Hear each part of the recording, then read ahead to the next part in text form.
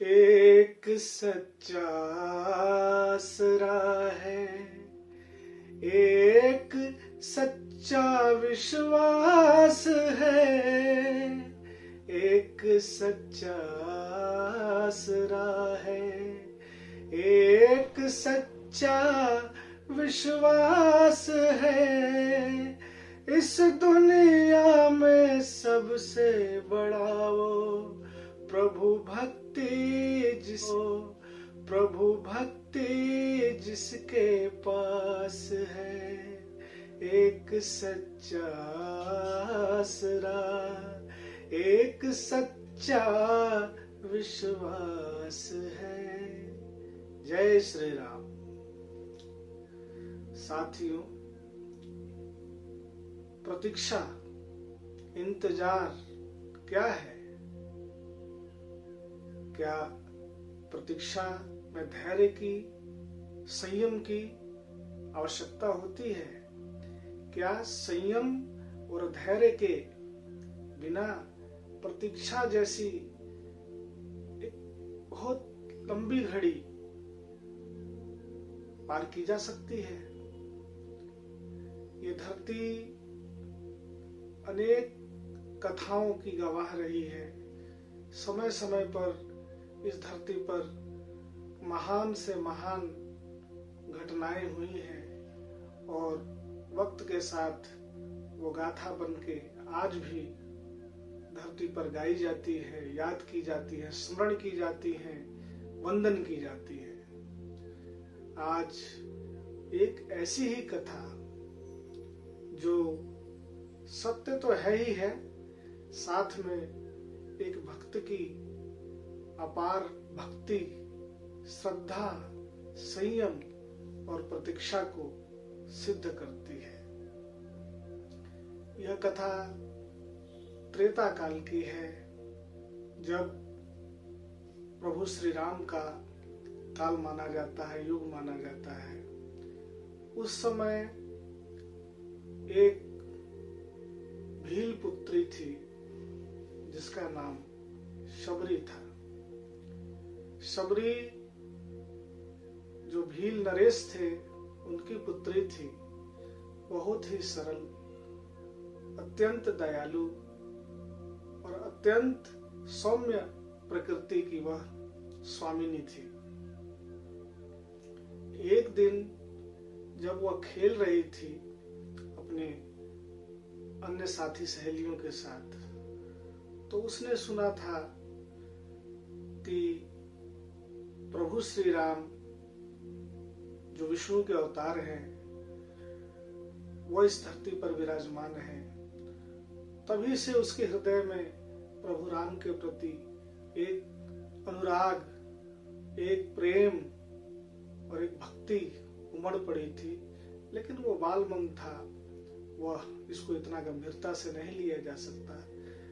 समय के साथ साथ कालचक्र आगे बढ़ा। फिर एक दिन उसने देखा क्या कि उसके पिताजी भील नरेश घर में बहुत सारी सैकड़ों भेड़ और बकरियां लेकर आए। उसने अपने पिताजी से पूछा, पिताजी यह क्या है और किस लिए आप लाए हैं? सबरी के पिताजी ने कहा कि 3 दिन बाद तुम्हारा विवाह है और हमारे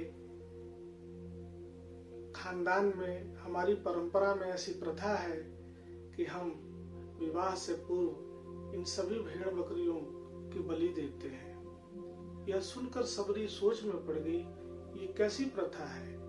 क्या किसी की खुशी की नींव किसी के जीवन लेने से हो सकती है? क्या दूसरे के कष्ट को हम बढ़ावा देकर अपने भीतर खुशी प्राप्त कर सकते हैं? सबरी को यह प्रथा बिल्कुल निराधार, बिल्कुल खराब, उसको ये बात अच्छी नहीं लगी, बहुत खराब लगी। सबरी ने सोचा कि इतने सारे जानवर मेरे विवाह के लिए मार दिए जाएंगे, ये तो सरासर एक पाप है और सारा पाप का भागीदार मुझे बनना पड़ेगा, मेरे पिता को बनना पड़ेगा। तो ये तो प्रथा ठीक नहीं है। इसके बाद सबरी ने मन ही मन एक निर्णय लिया कि मैं कल प्रातः तड़के ही घर से दूर राम राम कहते हुए कहीं चली जाऊंगी। तो अगले दिन प्रातः एकदम अंधेरे में सबरी ने अपने घर का त्याग कर दिया और जंगल की तरफ चली। वह जानती थी कि अब पुनः इस घर में उसकी वापसी नहीं हो सकती, इसलिए वह जंगल में चलते चलते एक मतंग ऋषि हुआ करते थे, बहुत प्रतापी ऋषि, उनके आश्रम पहुंच गई और ऋषिवर से याचना की, प्रार्थना की कि हे ऋषि, मेरा कोई सहारा नहीं है, अतः आप अपने आश्रम में मुझे स्थान दें। मैं आश्रम के कार्यों को, जो भी जिम्मेवारियां हैं, उसको करने का पूरा प्रयास करूंगी, अपनी जी जान लगा दूंगी। मतंग ऋषि से जब सबरी ने कहा कि वह आश्रम के कार्य करेगी और तल्लीनता के साथ करेगी, मतंग ऋषि ने सबरी को बड़े गौर से देखा और मन ही मन मुस्कुराने लगे। उनको पहली ही दृष्टि में सबरी अत्यंत विनम्र, अत्यंत सौम्य, अत्यंत आज्ञाकारिणी और एक दयालु हृदय की लड़की लगी। तो मतंग ऋषि ने सहर्ष खुशी खुशी उसको अपने आश्रम में स्थान दे दिया। उसके बाद सबरी प्रतिदिन राम राम करती और सारा काम जो आश्रम का है, खाना बनाना, सफाई करना, मतंग ऋषि की सेवा करना, सभी काम बड़े ही तल्लीनता से करने लगी। समय बीतता गया, बीतते बीतते मतंग ऋषि अब बहुत वृद्ध हो गए थे, बहुत दुर्बल हो गए थे, क्योंकि वह ऋषि बहुत ही अनुभवी और बहुत पहुंचे हुए ऋषि थे। उनको लगने लगा था कि अब थोड़े दिनों में उन्हें अपने देह का त्याग करना पड़ेगा। उन्होंने एक दिन सबरी को बुलाया और कहा, पुत्री, तुमने न केवल इस आश्रम की बल्कि मेरी एक पुत्री की भांति सेवा की है। अब मैं थोड़े दिनों के पश्चात शरीर का त्याग कर दूंगा। बताओ तुम्हें क्या चाहिए, क्या आशीर्वाद स्वरूप मुझसे तुम प्राप्त करना चाहो। सबरी यह सुनकर रोने लगी और बोली कि आप मेरे पिता हैं और आपके बिना मैं कैसे रहूंगी।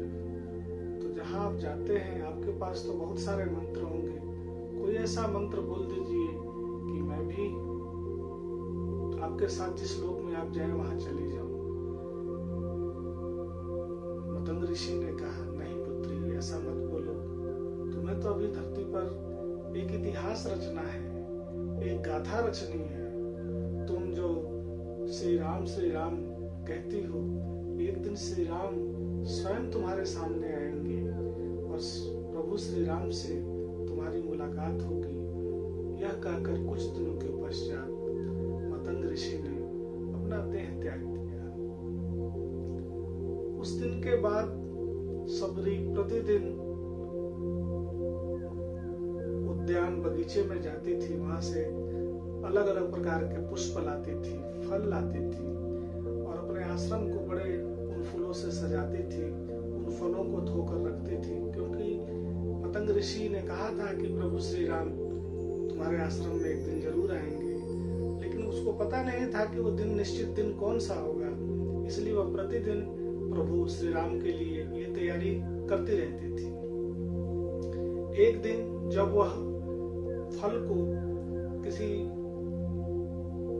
नदी से धो रही थी, तो उस नदी के किनारे एक ऋषि तपस्या कर रहे थे और उन्होंने जब देखा कि एक नीची जात की महिला यानी सबरी, क्योंकि जात प्रथा का बंधन उन दिनों बहुत था, तो महिला वहां जल धो रही है, तो ऋषि अत्यंत क्रोधित हो उठे और उन्होंने बहुत बुरा भला सबरी को कहा और एक पत्थर उठा के उसके सर पे मार दिया। सबरी के जो माथे से खून निकला वो उसकी एक बूंद नदी में जाके गिर पड़ी, और उस एक बूंद से इतनी बड़ी नदी जो इतने प्रवाह में बह रही थी, उसका सारा जल खून से एकदम लाल हो गया। बुरा भला कहने के बाद वह ऋषि अत्यंत आश्चर्यजनक हो गए। उन्होंने देखा कि ये क्या हो गया, इतना लाल एक बूंद खून से कैसे हो गया। उन्होंने उस नदी में, उसके बाद हालांकि सबरी तो अपने आश्रम वापस आ गई, लेकिन उसके बाद ऋषि ने बहुत प्रयास किया, बहुत सारे मंत्रों को जपा, गंगा नदी का जल इत्यादि लाकर भी अभिमंत्रित करके उस जल को सामान्य करने का प्रयास किया, परंतु वह जल लाल का लाल रहा। समय बीतता गया। फिर एक दिन प्रभु श्री राम, माता सीता और लक्ष्मण उस दिशा से गमन कर रहे थे, क्योंकि समय का चक्र, विधि का विधान अपना मार्ग स्वयं ढूंढता है। जब वहां से वो जा रहे थे तो जाते जाते उस ऋषि से वो मिले। श्री राम ने पूछा, क्या बात है, इस नदी का जल इतना लाल क्यों है? ऋषि ने सारा वृतांत कह सुनाया और कहा कि हे प्रभु, आप इसमें चरण रख दीजिए। आपके चरण से तो पत्थर की महिला भी अपने असली स्वरूप में आ गई थी, तो ये नदी क्या चीज है? प्रभु श्री राम ने उस नदी में अपने पैर रखे, लेकिन उसके बाद भी वह नदी का जो जल है वो जस का तस यानी लाल ही बना रहा। प्रभु श्री राम ने अपने आंख बंद किए और ध्यान किया और ऋषि से बोला कि ऋषि, तुमने बहुत बड़ा अपराध किया है। वो तो एक महान स्त्री है, ये जो है जल उसके अतिरिक्त कोई सामान्य नहीं कर सकता, इसलिए उसको यहाँ बुलाओ। सबरी को संदेश भेजा गया कि प्रभु श्री राम माता सीता और भ्राता लक्ष्मण के साथ वहां पर आए हैं नदी के समीप और तुम्हें बुलाया है। यह सुनकर सबरी राम राम करते हुई रोती हुई प्रभु श्री राम की तरफ दौड़ी। वहां पहुंचने के बाद प्रभु श्री राम के चरणों पर गिर पड़ी और आग्रह करने लगे कि प्रभु मेरी कुटिया में चलिए। परंतु श्री राम ने मुस्कुराते हुए ऋषि को कहा कि सबरी के चरणों के पास जो धूल है, उस धूल को उठाकर अपने मस्तिष्क से लगाकर इस जल में डालो। प्रभु श्री राम के कहने के अनुसार उस ऋषि ने जो सबरी के चरणों की धूल थी उस नदी में डाला, और वो धूल डालते के साथ ही नदी पुनः एकदम श्वेत, सामान्य, सुंदर, प्रांजल दिखने लगी, निर्झर बहने लगी। तब ऋषि ने सोचा ये सबरी जरूर कोई अत्यंत महान महिला है, जिसकी प्रशंसा स्वयं प्रभु श्री राम ने की है। और वह ऋषि भी सबरी के चरणों में गिरकर क्षमा याचना करने लगा। सबरी ने ऋषि को क्षमा प्रदान किया और उसके पश्चात प्रभु श्री राम को अपने आश्रम में ले गई। साथ में माता सीता और भाई लक्ष्मण भी गए। वहां सबरी ने प्रभु श्री राम के चरणों को धोया।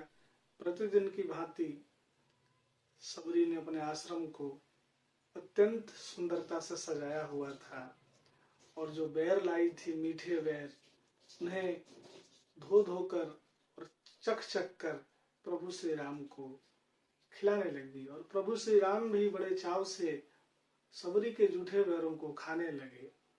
हालांकि माता सीता प्रभु श्री राम के स्वभाव को जानती थी, उन्हें तो तनिक भी आश्चर्य नहीं हुआ, परंतु भ्राता लक्ष्मण यह देखकर कि यह महिला अपने जूठे बैर प्रभु राम को दे रही है, इस पर वो क्रोधित हुए। लेकिन श्री राम ने चुटकी भरते हुए लक्ष्मण को चुप करा दिया यह जानकर कि जब श्री राम जी इतने चाव से उन फलों को खा रहे हैं तो इसमें जरूर प्रभु की कोई ना कोई लीला है। उसके पश्चात बड़े प्रेम से श्री राम जी ने सीता और लक्ष्मण सहित वहां से विदा लिया और चरणों में गिरकर रोते रोते अश्रु सहित, जैसे मानो सबरी को आज सारे जहान की खुशियां मिल गई। उसके बाद प्रभु श्री राम अपने मार्ग को चल पड़े, परंतु जाने से पूर्व उन्होंने सबरी को मोक्ष प्रदान का वर दिया, आशीर्वाद दिया। और अब सबरी के जीवन का उद्देश्य पूर्ण हो चुका था। कुछ समय पश्चात सबरी ने भी शरीर त्याग कर स्वर्ग लोक में अपना स्थान प्राप्त किया। तो साथियों, भक्ति, प्रेम, धैर्य, प्रतीक्षा सभी एक दूसरे के पूरक हैं। यदि ये चारों गुण मनुष्य में होते हैं तभी उसकी भक्ति निर्मल, सुदृढ़ और फलदायी होती है।